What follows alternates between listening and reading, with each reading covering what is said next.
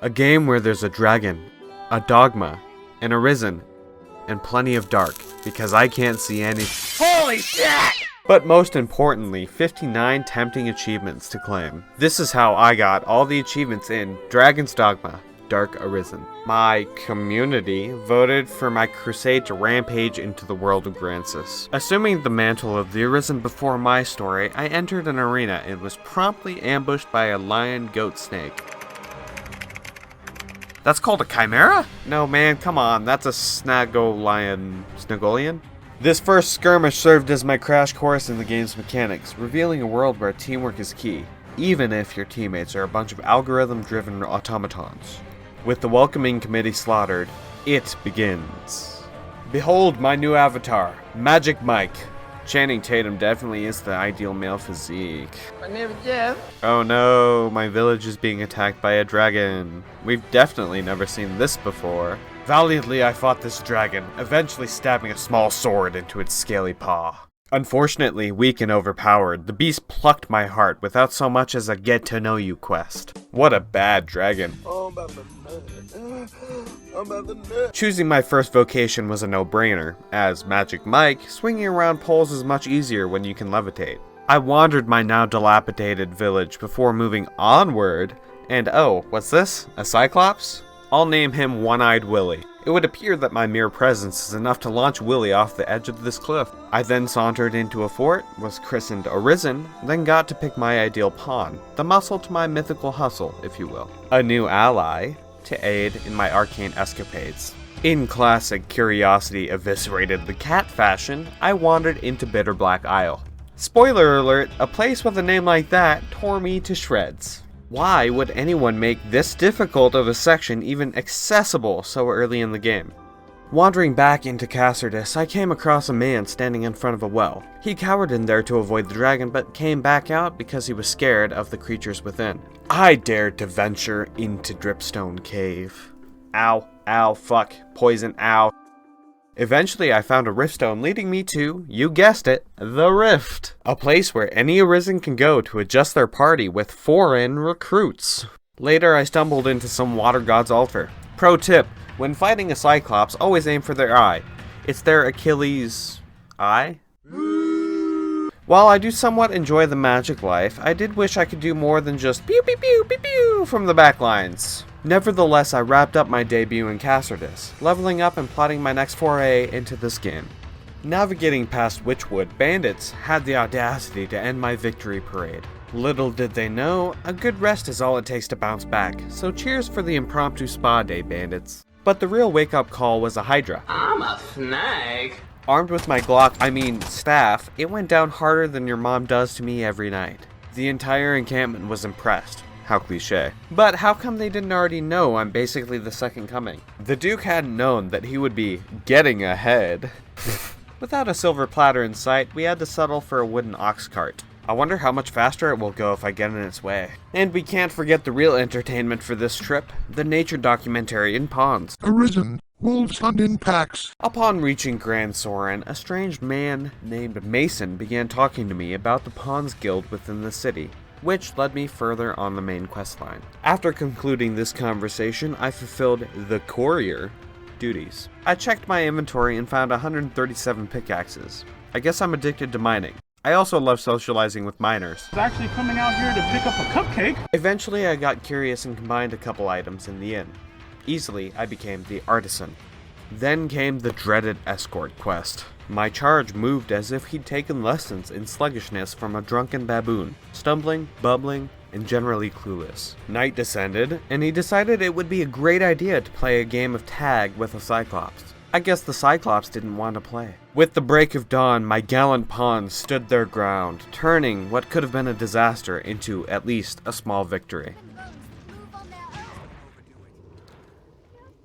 All that fighting for nothing. Jesus. Nighttime travels are a no-go for me until I'm stronger. Moving along with the main questline, I braved the Everfall and emerged cowardly, but alive. The Duke, in his endless wisdom, sent me a large writ. I am now licensed to hunt worms. because dragon poaching is a thing, apparently. Wandering around Grand Soren, I was the tourist of the capital. Trying out being an escort again, and not the fun kind, I successfully escorted Reynard to a faraway fortress. The escort quests aren't so bad. So, fun fact, you can pick people up in Dragon's Dogma. My excitement? Sky high. The bandits I tested this newfound power on? Not the happiest of campers, but no hard feelings, right? Yoink. I just want to grab people now. Come here. Oh, fuck. I didn't know you could do that. What are you swinging at, my guy? On the bright side, I found out about the game's fast travel system. It is interesting, no doubt, but I think that a system where you can fast travel anywhere that you have visited before might be better given the size of the world in Dragon's Dogma. More so, the game encourages exploration, but doesn't hamper mid to late game players with long stints of just holding W. Outside the capital, I was ambushed by a griffin. This winged pest kept taking flight, making my spells as effective as throwing pebbles at a jet. I left it be, although with a little regret nipping at me. I really wanted to kill it. After the game of cat and winged mouse, I bumped into a merchant named Alon, who was too scared to enter an ancient quarry.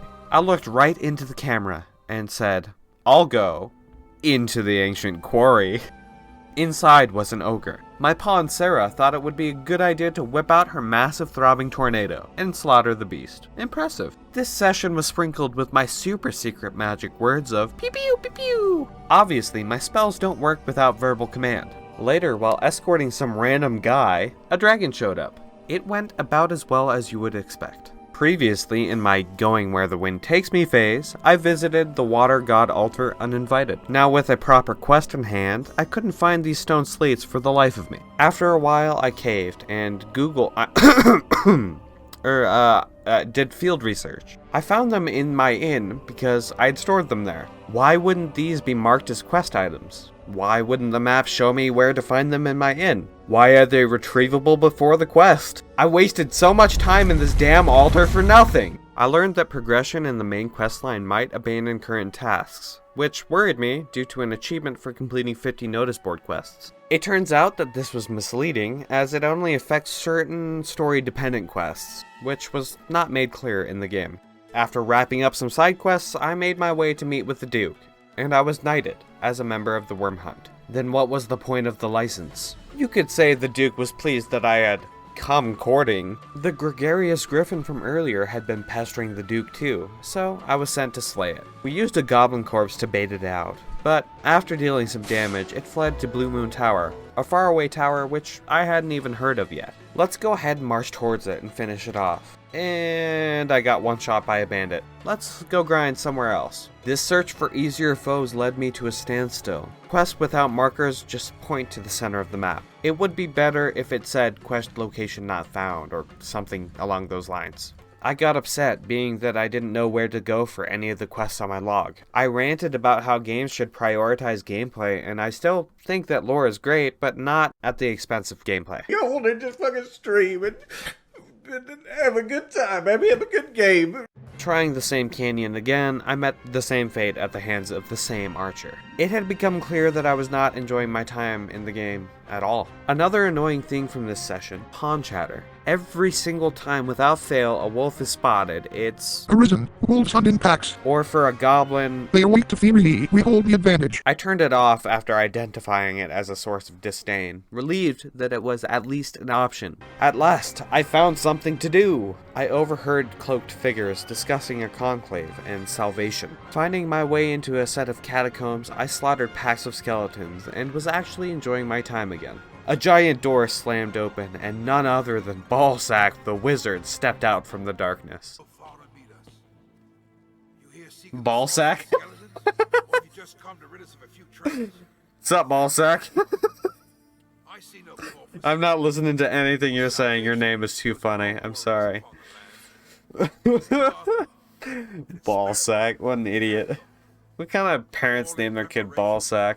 After destroying Ballsack, a field in which I have much experience, thank you, I found and fought a golem for an eternity. In hindsight, I don't really know how I didn't see its obvious weak spots, but At least I didn't die to it? At last I made it to Blue Moon Tower. The fight with the griffin was very short, as Stefan used an artifact to deal a tremendous amount of damage. I don't even remember helping him out, but thanks, Stefan. Eventually, I somehow ended up in jail, probably for the editing mistake, but I broke out. I think I witnessed the Duke strangling his wife. Minor details. Affinity and beyond, I shouted as I escaped, not in pride, but in wonder as to how I got the achievement. Did I get it for breaking out, or am I just that charming? As I fired up my 5th session, I dove into my quest log. There it was, a quest to play lawyer for Fornival's trial. I had just 4 days to gather testimony to help decide his fate. So off I went, gathering statements like a fantasy Sherlock Holmes. In my travels, I bumped into a guy selling alternative facts. Tempting, but no. I don't have any personal stake in this trial. Now here's a small critique of the game. Handing over the petitions to Aldous felt like feeding a picky toddler. One spoonful at a time, and then repeating his dialogue for each single spoonful. I guess some players might need to cherry pick which testimonies to submit. It still could be improved though, like maybe keeping the inventory screen open after each submission. This isn't a deal breaker, but it could be a lot smoother. While waiting on the verdict, I explored a bit and stumbled into Witchwood. That one. What? That one. No, I'm saying Witchwood. That one. No, I'm reading the script That and it one. says Witchwood! In the woods that shall not be named, I tackled some backburner quests about brewing stuff. On my way back to claim the prizes for the quests, I recalled an achievement for gifting 50 items. It turns out that human skulls make hilarious gifts. Oh, thank you, they say, not knowing what to do with the skull, nor what to do about the potential implications. Vagabonding around, I snagged an achievement for hitting 100 locations. Meanwhile, Fornival's trial wrapped up,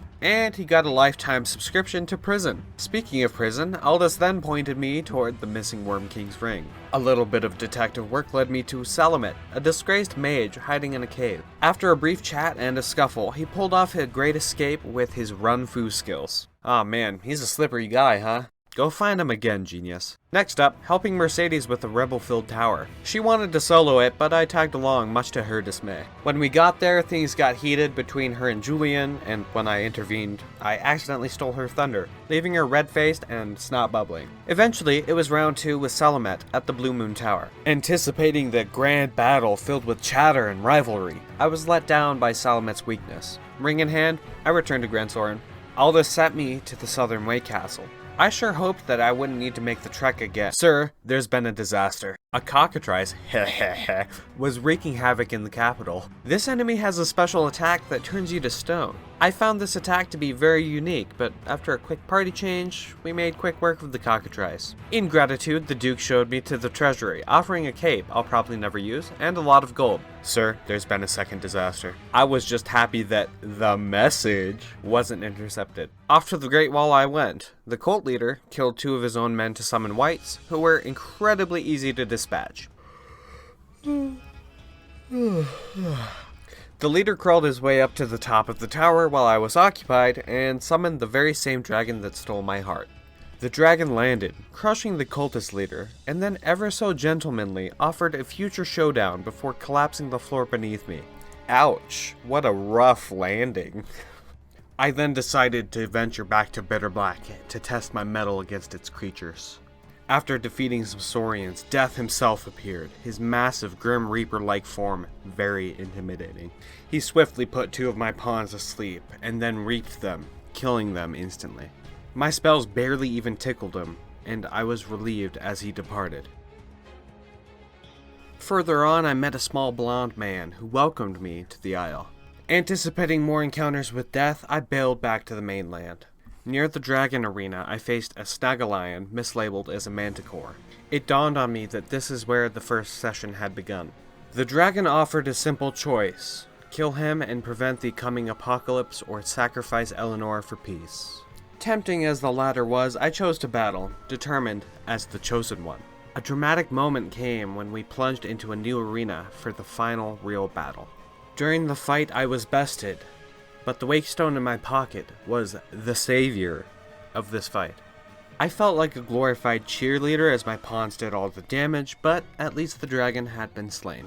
I was returned my heart, and this caused the capital to fall apart, as well as the dragon forged. I don't feel so good. And the Duke's bones became wobbly. My gear became dragon forged for slaying the dragon. Regardless of these consequences, I think it was my destiny to regain my heart. I returned to the Duke to inform him of my victory, but he went full soap opera villain on me. I reluctantly treated him to a royal ass-kicking, but was eventually stopped by the guards. Eventually, they cornered me and backed me into a hole, calling me treacherous as I fell.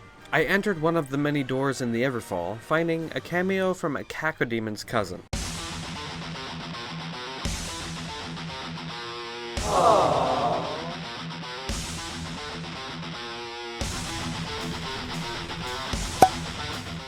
I played the support role, sprinkling some holy magic while my pawns did the heavy lifting, because my spells did virtually nothing to this floating meatball.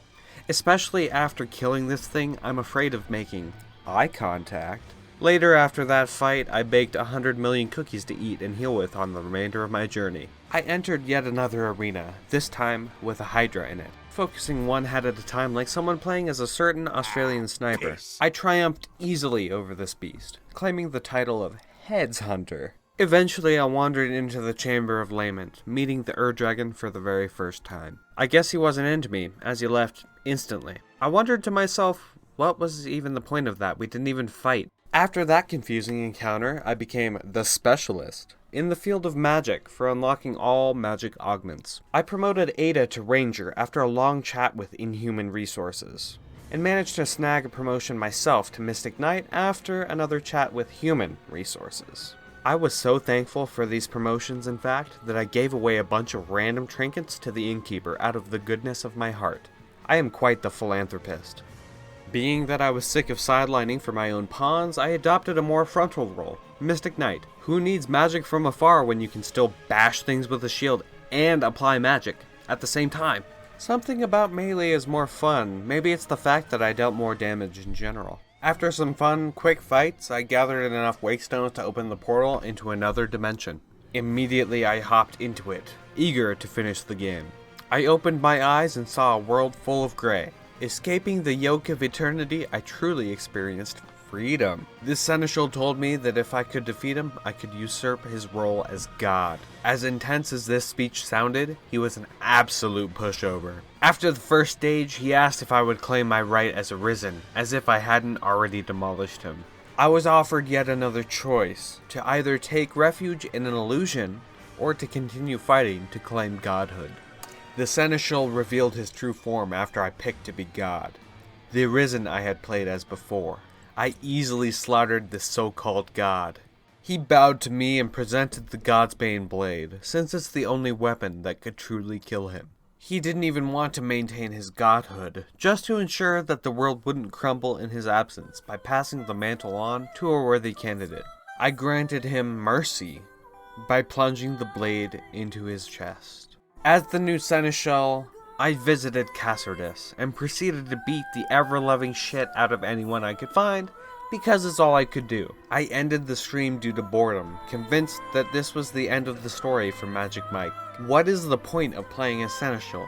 To be invisible and punish the living? I deemed this feature either pointless or unfinished. The next Arisen would eventually come to replace me after I got tired of playing God for millennia.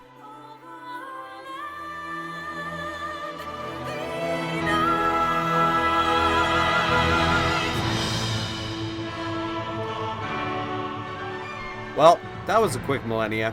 As I lie there, life leaving my body, my pawn approaches me. Suddenly, we both fall back to the mortal realm. Surprisingly, my body was up and about again, but it wasn't me. It was my pawn, now living life with my beloved Eleanor. My character nodded at the camera as if to say, "Goodbye, old friend."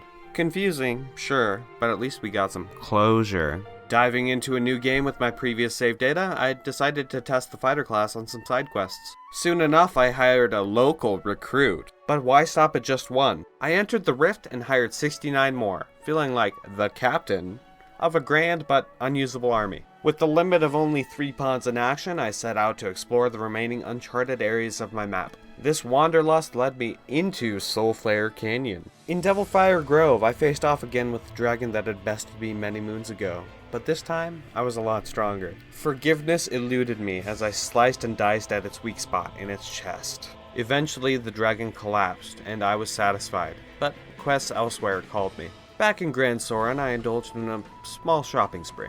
I purchased a cute schoolgirl outfit and hired Mountebank to forge a port crystal for the low price of 300,000 gold. Donning the Queen's regalia, I was met with laughter from both civilians and my own pawns. The embarrassment was palpable, and off came the outfit. Kicking off this session, I set my sights on conquering every notice board quest in sight. From slaying 10 hobgoblins to ignoring some poor soul trapped in a well, escorting Eleanor and a parade of others to a healing spring, and collecting badges of vows hidden all over like Easter eggs. I truly embodied the laborer of Grancis.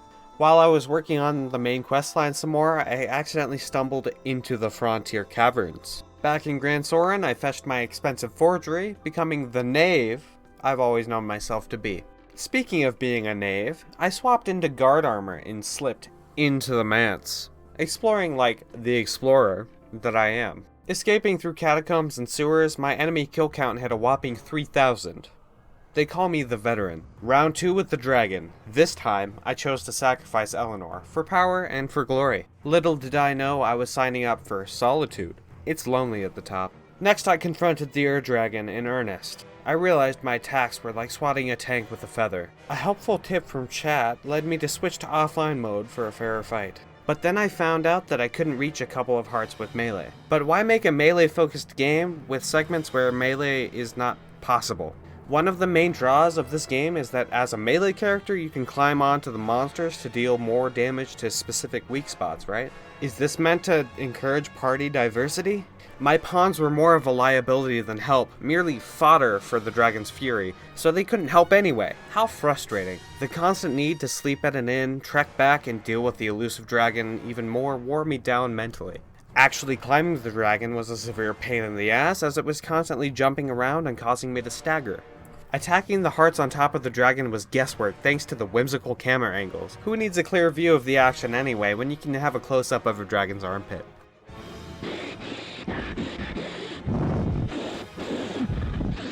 I vented about how it's not even hard, it's just annoying, a sentiment that has resonated with me. And when a tornado abruptly ended one of my attempts, my patience with the game hit rock bottom. Genuinely, this was the closest I've come to quitting a game mid-achievement hunt. And I've completed Elden Ring.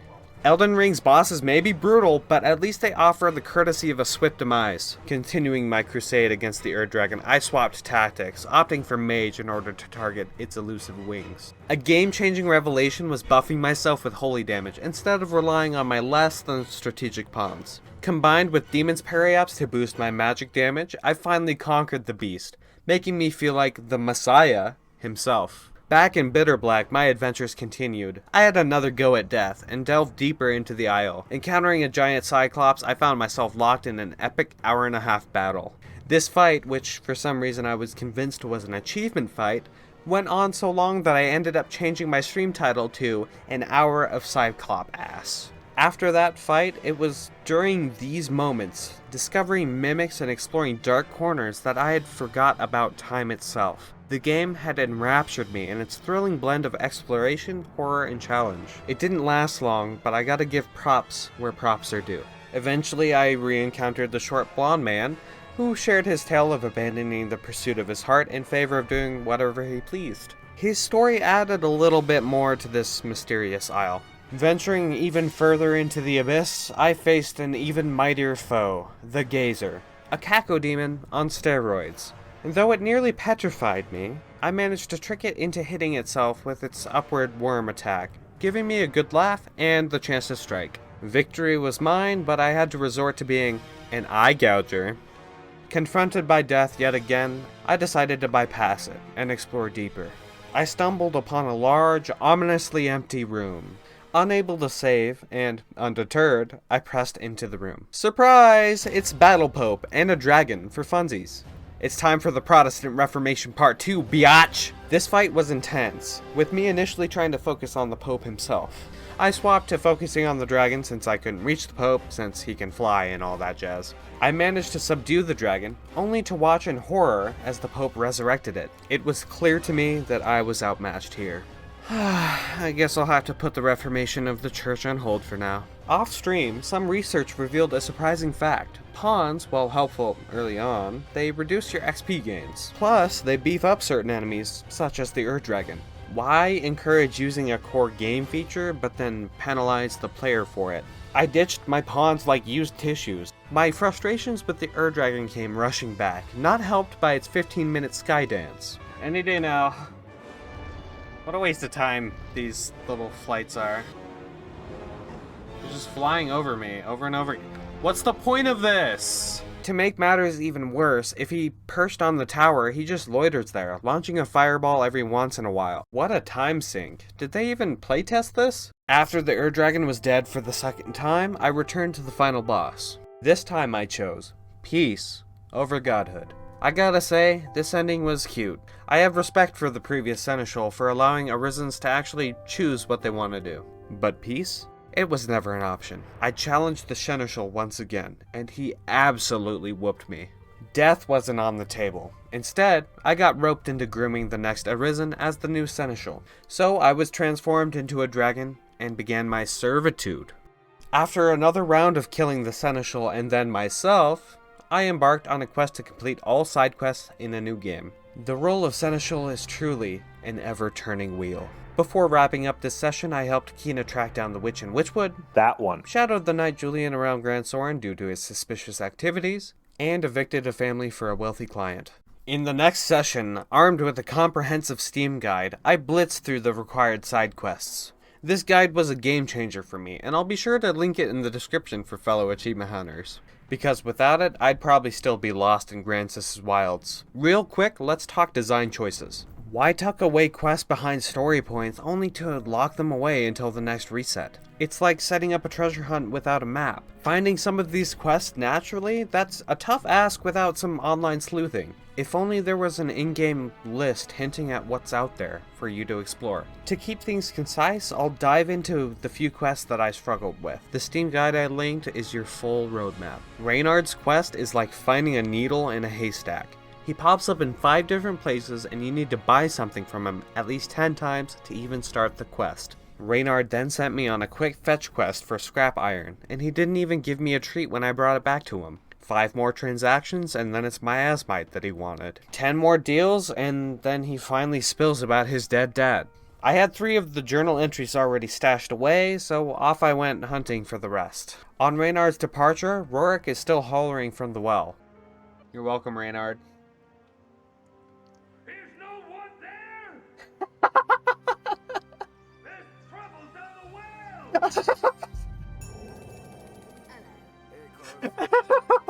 Wow, I've left him in there for a long time. Let's help him out. Going melee on metal golems? Not the brightest idea. One of his totems was up a tree, just out of reach. I switched to archery and voila, problem solved. Side note, I'm the patron of Madeline's shop for doing some of these quests. Beginning the next session, I took down the Dragon real quick and dove straight into the side quests. Another game-changing moment came when I switched to the Magic Archer vocation. It quickly became my go-to class. Amidst the flurry of main and side quests, I reached level 100. I wrapped up the remaining side quests with a sense of purpose. Babysitting the world's sassiest brat without hitting her? Surely that earned me the title of the hero. I had a hunch that the Hunter Bolt attack was holy, given its bright golden glow. Considering the Dragon's weakness to holy, and the lower health from going pawnless, as well as the fact that the attack targets multiple targets, I saw a glowing golden opportunity for XP farming. The initial tests were promising, but it wasn't a speed demon yet. I knew I could optimize this strategy over time, particularly once I got my hands on a more powerful bow. In the interim between sessions, I dove into off-stream farming of the Dragon, refining my technique for efficiency and sparing the viewers the sight of an angry crusader killing the same dragon over and over. I discovered that Demon's Periapts and Veteran's Periapts are sold by Fornival in the postgame if he is found innocent during his trial. By stacking 4 Demon's Periapts, my magic was boosted 2.1 times, making my Dragon farm doubly effective. Just before each time I killed the dragon, I would pop a Veteran's Periapt, doubling my XP and netting me nearly 600,000 XP for each kill.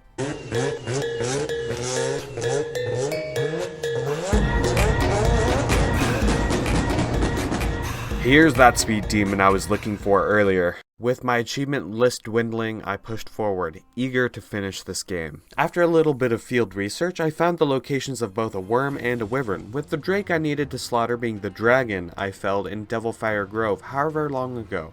At the water god altar, I encountered the promised worm. Despite my magic bolts barely scratching it, I found its weak spot, the chest. A bit of tactical tickling and the worm was history. Next on the chopping block was the wyvern at Blue Moon Tower. This one proved trickier, silencing my spells and forcing me into a clumsy melee. With how spastic he was, my stamina was drained, so I had to return to shooting him with regular bolts instead of my holy ones. With the 3 needed beasts slain, I was these serpents' bane. Back in Bitter Black, my unconventional tactics, like throwing explosive barrels at skeletons, eventually led me back to the Pope. My holy bolt made quick work of his dragon, and I was able to use a flurry of attacks while he was stunned to finish him.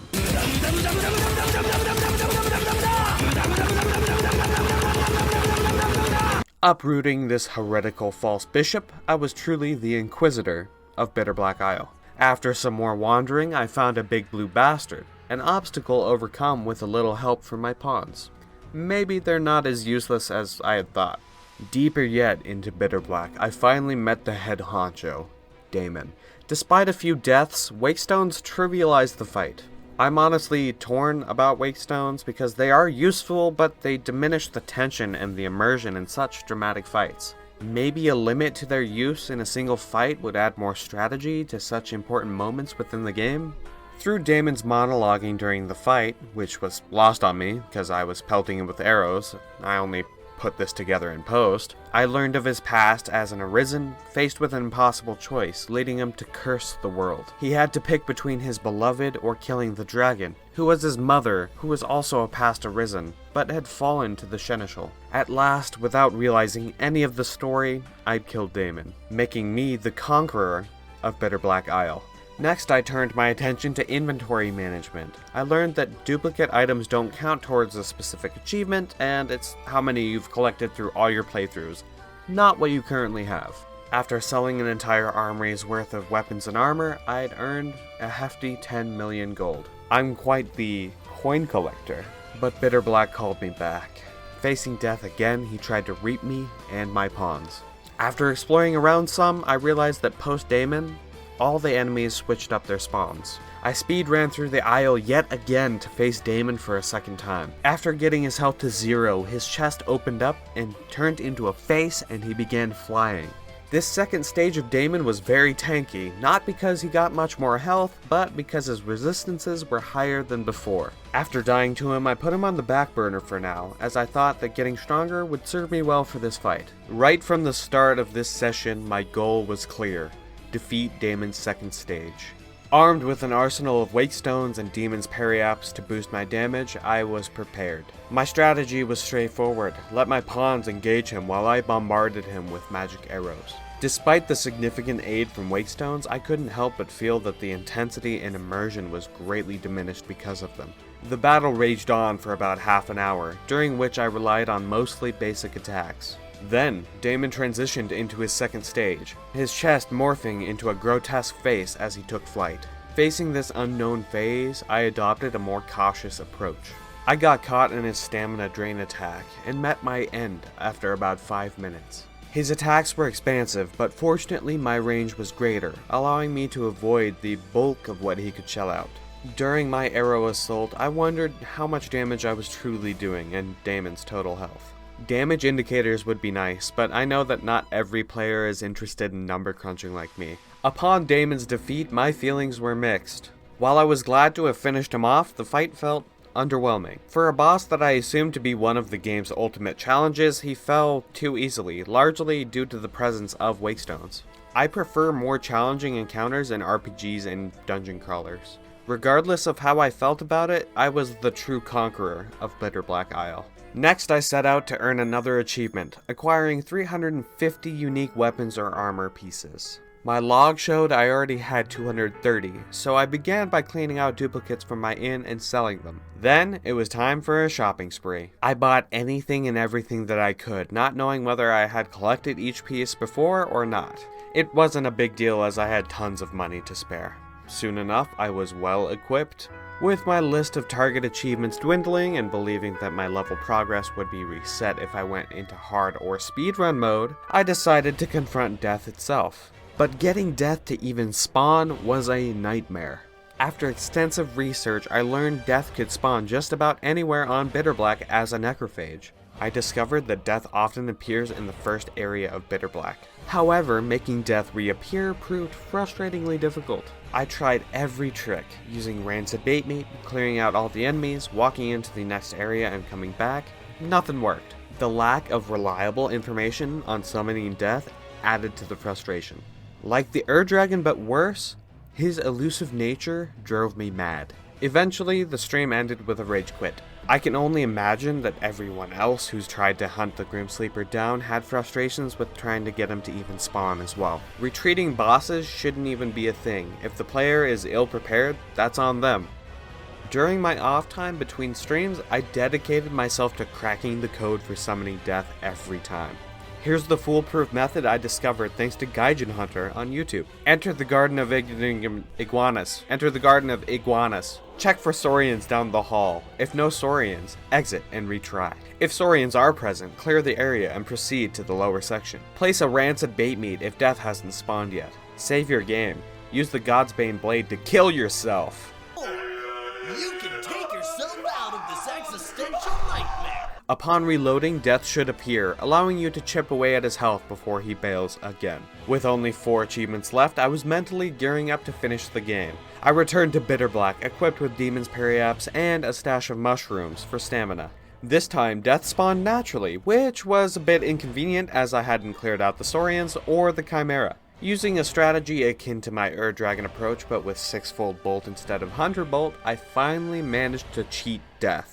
Just before death's demise, I used a veteran's periapt, racking up 1.6 million XP and catapulting myself to level 200. Now, the only remaining achievements were completing the game in speedrun mode and hard mode. I had mistakenly thought I'd need to reset my character's progress for these, but further research revealed that wasn't the case. Even your favorite Crusader can be a Class A moron, but no time for self-pity, it's time to speedrun. With the world record standing at 12:12 in-game time, I was determined to beat it. I employed the ox cart tech, clinging to the ox and letting my pawns handle the enemies while I was AFK and drinking tea. The whole dragon fight and the ensuing dramatic scenes were massive time sinks, impacting my final speedrun time. I even stopped to demonstrate my dragon farming method, defeating it in just 7 minutes. After that, I concluded my speedrun with a ceremonial suicide via the Godsbane blade. My official time was 25 seconds.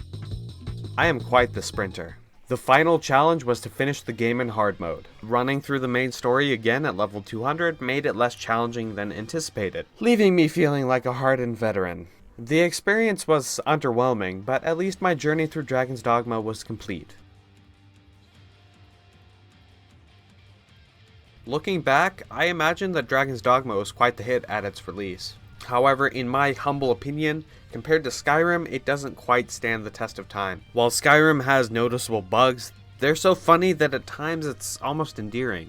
Dragon's Dogma, on the other hand, just doesn't have anything remotely close to that which I came across. The franchise seems to have a niche, almost cult-like following. I'm not saying the game's story or design is terrible, I certainly couldn't do better, but there are several things that, as a player and achievement hunter, I found frustrating. The achievements are generally straightforward, except for the hero. Having to rely on a guide for side quest completion didn't sit right with me. I much prefer internal resources. The story's predictability with its typical chosen one trope and the twist of the good guy is actually bad felt cliche. Discovering that many of the main characters, including the dragon, were previous Arisen was an interesting touch, I'll admit. Why is Bitterblack so easily accessible from the start? It seems like an invitation for newcomers to get frustrated and quit. Being able to take quest items from where they initially are before the quest even starts led to a lot of wasted time. and quests without markers defaulting to the map center was misleading as hell to a noob like me. Playing as a mage wasn't as enjoyable as it could have been.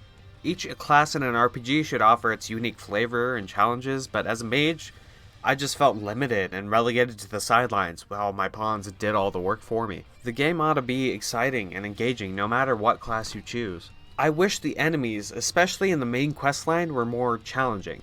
Maybe if they scaled with your level, things would feel better, especially in my hard mode and my speedrun run. Some supposedly powerful beings were laughably easy to defeat. Even the godlike figure should have offered a more rigorous challenge to the contender.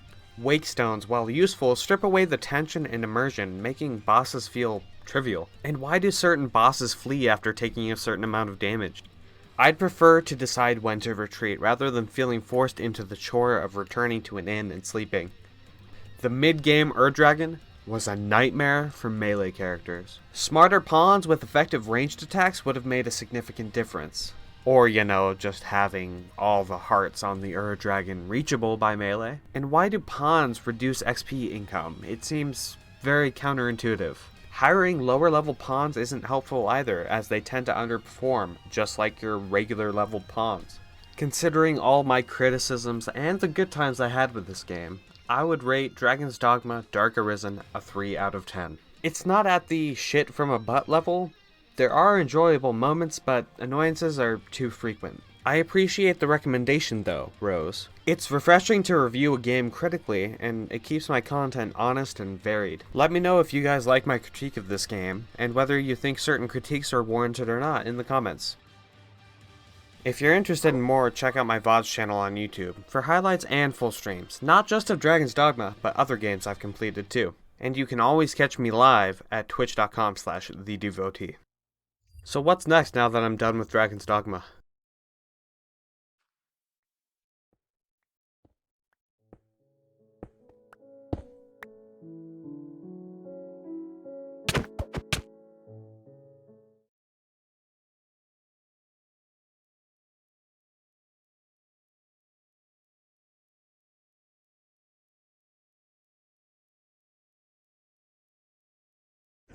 No, no, no, no, no, no, no. Wait. Wait.